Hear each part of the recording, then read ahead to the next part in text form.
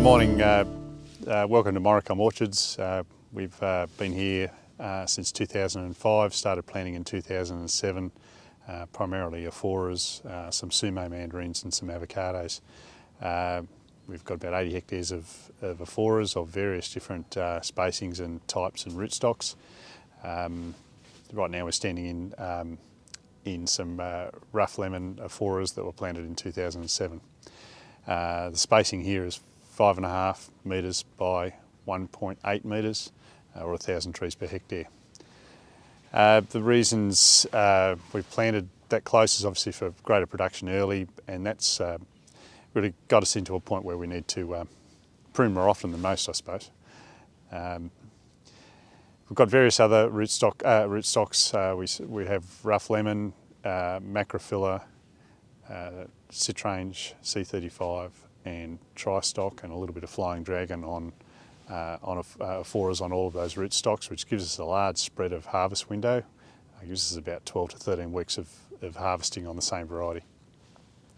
Other spacings we have are 3.75 metre trellis by 2 metre spacings in the tree, and then 3.7 trellis at 1.8 metre spacings, or 1,500 trees per hectare, getting closer and closer all the time. And we find that that's an easier way to manage an apically dominant variety by pruning trees that are smaller and more regularly, 2 to 3 times a year, where we're just handling small, sort of thick as your thumb material, as opposed to leaving it for 4 or 5 years and then having arm or leg size limbs to take out.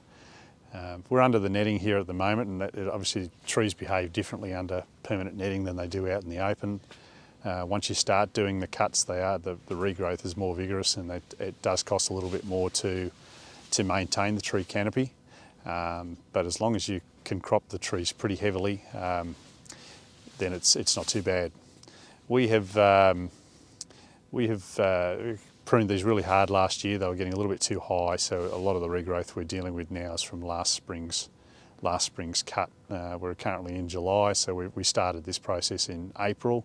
So we do most of our pruning in April, May, June, and it's generally the summer regrowth that we're taking out that we never want to be a part of the canopy. Straight after harvest we'll do any large structural prunes at that point, but basically speaking we're really just working on from April, May, June and July all the way through winter. We get a lot of utilisation of our permanent staff in this period where they don't have a lot to do.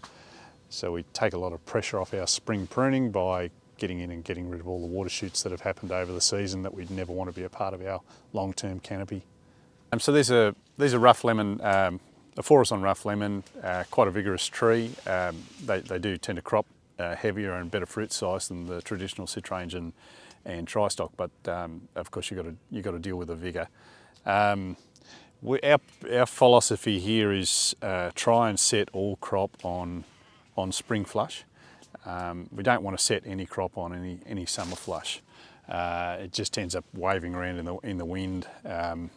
So we try and take all that summer flush out off our spring pruning. So if you can see in here, we've made a spring cut, and the resulting material that's come off that is lots of different types of material. We've got some spring wood in here, which is set fruit on nice soft growth, and then we've also got some vigorous growth that's come off that cut during the summer. So we don't ever want to set fruit on limbs like that. We want it to set down lower on the softer previous year's spring flush. And by taking out the vigour selectively around a tree, we can just try and, it is a little bit of work, but and once again it's probably easy to do straight after harvest as well, to leave the softer growth behind. We'll just duck inside the tree now and just demonstrate what sort of material we are taking out at this time of year, which is currently July. Right, we're up inside that lemon stock, rootstock Afourer tree. As you can see in here, there's lots of, after our large prune in spring, we've given these a really good hammering. They were getting a little bit high under the net, and our resulting growth is all this material here, which is shading out the base of our canopy. And there's some really good spring flush in here that's in amongst this, this vigorous stuff, but all this stuff's just going to shade out our good material down the bottom. So basically we're going to take all of these summer shoots out, as we don't want them to be a part of our long-term canopy.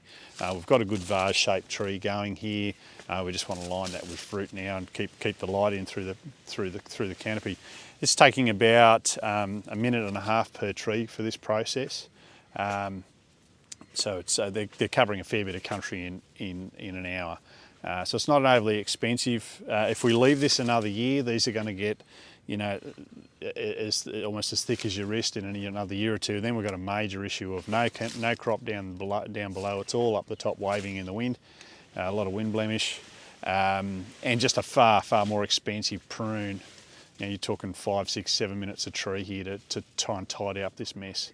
It's just easier to do it on a more regular basis and continually crop the tree as opposed to waiting every 2 or 3 years. That seems to work for us. So this is the material that we're getting out. It's pretty easy to handle.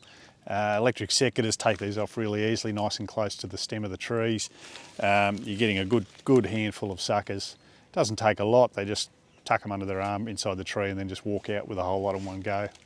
As you see, it's all pretty lightweight stuff. Comes off pretty quickly and nice and easy. And we'll move up into the tree behind me here, and where we've just walked out of. And now you can see a tree that's absolutely loaded up with nice soft spring material, the spring growth, but it's not out of control water shoots. There's plenty of light going in here. I'm 6 feet tall, so we're at 6 feet tall a tree. We've taken all that summer vigour out, and what's left here is nice fruiting wood for next year. So this is our version of a reset. Very hard spring chainsaw prune, getting some of the structural limbs back, and then back to a reasonable height, and then coming back with a second prune in the year to get rid of all the vigour and just leave that softer growth that's happened on the base. It's all hardened off and got quite round, so we're expecting a really, you know, quite a good flowering in here off a lot of this material. It's not angular wood, it's quite round, so these should flower quite nicely in here and load up with fruit, which is easy to colour because we're not getting that shading from a large tree. It's easier to pick, as you know, pickers are hard to find these days that want easy picking and making it easy for them. Originally on this spacing we were trying to create the traditional vase that everyone sort of said we should be aiming for. We found on the 5.5 metre spacings that if we created a vase, we couldn't get the equipment down the row. It was just pushing the tree out further and further. So we're actually trying to reinvert the tree the other way now. We're trying to turn it more into a Christmas tree or a larger trellis style. So instead of having those big limbs sticking out like a pear tree, we're actually chopping them off. And you can see some of the major cuts that have been made down here. So that limb would have been, you know, that's a pretty, you know, this is as thick as my wrist, that one there. This would have been sticking, right out into the row. We've just hacked it off really low, and the resulting wood that we've got back from that is fantastic at a really easy height to manage. So moving away from the vase principle back to a Christmas tree style tree. As you know, citrus only grows on the outside 40 centimetres of a tree, so we've looked at the vase system and just doesn't seem to want to crop heavily, no matter how much suckers you take out of the centre. It doesn't seem to want to crop heavily in the centre of the tree, so we've sort of moved away from that system and gone back into a I guess we're turning it into a hedge tree, but maintaining our crop loads whilst doing it. So we're selectively moving around the tree, but heading back into a style of tree where you would hedge back hard, but you're doing selective pruning with chainsaws to get the same effect. That way we're able to maintain our crops at sort of 50 tonne and above consistently without having a reset. This is our lightest crop we've had here in probably 15 years. It's probably back at maybe 35 tonnes to the hectare. purely because we've basically taken half the tree out in the spring, and it didn't get done till after flowering because of the horrendous conditions we had last year with rainfall and cold weather. Yeah, look, by maintaining our canopy, we like to say always chainsaw it at eye height, and we're taking limbs out such as this one, and the regrowth that we've got from that nice soft spring growth is fantastic for next year. We tend not to prune anything down low. We go in at head height, so we create that large window at head height, so we've basically got two canopies. We've had a lot of trouble with green getting full colour in under the netting here, and by keeping these trees small and having that window at eye height, we're able to get light down on this bottom half of the canopy, which primarily is where 60% of your fruit is anyway, if you prune them correctly. And then we'll have another structural limb up higher, which is also carrying crops most years. Yeah, that's sort of the crux of it. And by doing that, you start to create this more pointed style tree as opposed to an open vase. Yeah, so after we've done the centre suckers, we then have a platform pruning machine, which 4 guys will hang off the sides, and they'll tidy up the shoots that have come off any cut that we made in the spring to maintain our canopy height. We prefer to just use electric secateurs on that. They move through really, really quickly, as opposed to hedging everything off and then be left with no shoots for the tree to set on. So you can see here, there's still quite a lot of water shoots. They'll just quickly move through with the electric secateurs and selectively take those big water shoots out, but they'll leave the remaining softer canopy behind.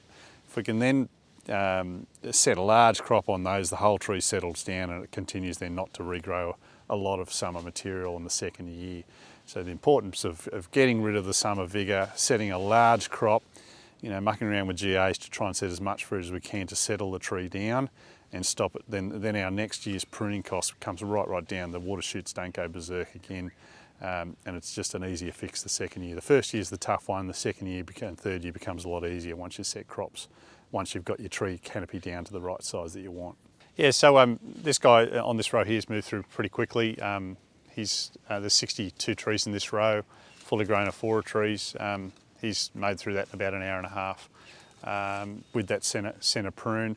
I just wanted to go over the reason why we're doing it at this time. If we do this harvest and then in September start doing our pruning, the timing or the induction of flowers is not enough time for this softer growth to reactivate. So by doing this in April, May, June, we get anywhere up to 5 to 6 months of sunlight right through the canopy. It's not warm, so it's not going to reshoot, but when it does come out in the spring, it's had plenty of time to settle down and come out with strong flower and so plenty of leafy inflorescence, not just a white flower. By doing it, picking one day, pruning the next week, and then flowering the week after that, it doesn't seem to set as good a crop in the right position because it just hasn't had that light to just settle down over the winter time. So that's part the reason why we get rid of all this summer vigour now. The other is it helps with the colour development right down the bottom of the tree. We're only 3 weeks off harvest here now, and there's only a little bit of green left. So we're expecting by taking the last of this canopy out, that will give that extra light interception through the canopy, bring on our colour early so we can just strip pick the crop in one go. So this is a good example of the layering I was talking about before, where we're going in at eye height with our cuts. You can see some cuts made in here and here. It's created, and we've been doing it quite a bit. You can see old cuts that we've made, but we've always made the canopy down below here with plenty of light, and then hopefully this spring this will then load up with fruit. Look, I'm not a big fan of hedging because the resulting wood ends up back growing exactly where you were trying to avoid. So any cut we make, we always reach in an arm's length inside. If we were hedging out here, we'd go in another 2 feet and make a cut. The resulting wood then grows in a position that you're happy with and not getting knocked around by your sprayers and tractors. So I guess selectively we're moving through really quickly in the spring, walking along, and it's just basically walking straight along the row. So I'm going to turn around here, and anything sticking out too far, you're just reaching in with your hand, cutting and throwing into the middle. You're moving really, really quickly, reaching in, cutting into the middle. So it's a really quick pruning process to open up plenty of light on the bottom of the canopy, as well as manage your tree shape that doesn't grow out into the middle of the row. And generally, if you do it often enough, then the electric secateurs are generally enough to get that process done. So this is Afourers on rough lemon outside the netting now. This block has been probably one of our most successful blocks. Hasn't basically been below 70 tonnes for 9 years in a row now. Always the first block to be picked, which always helps, of course. But it's a vigorous rootstock. If you don't crop it heavy, then it stays under control. We've only had to prune this maybe 3 times in 16 years. Because it's cropped so heavy every year, it's keeping control of our canopy height. Same principle as macrophylla. Macrophylla does the same, whereas citrange doesn't. It's a horrible rootstock for Afourers. I would never ever grow it on citrange ever again. C35 is a far better option because they skip a crop and then they double in size for whatever reason, whether that be cold weather, they didn't set right. Especially in the first 7 years, they're a little bit shy bearers at times, and then you lose control of your tree. But rough lemon crops from a very early age, from year 3, year 4 onwards, and then the canopy is a slow, or you'll be able to maintain your canopy with your crop load. We have pruned these a couple of times, but not overly savagely. But as you can see, it's starting to close in now, so we'll need to get a little bit more serious about this year and get the canopy back to where we want it. Yeah, we're inside this rough lemon outside netted tree, and you can see there's canopy sporadically through, fruit sporadically through the canopy, but we're starting to get these water shoots in here that are starting to shade things out. So these are going to need to come out. Sorry, it's not really easy without secateurs, but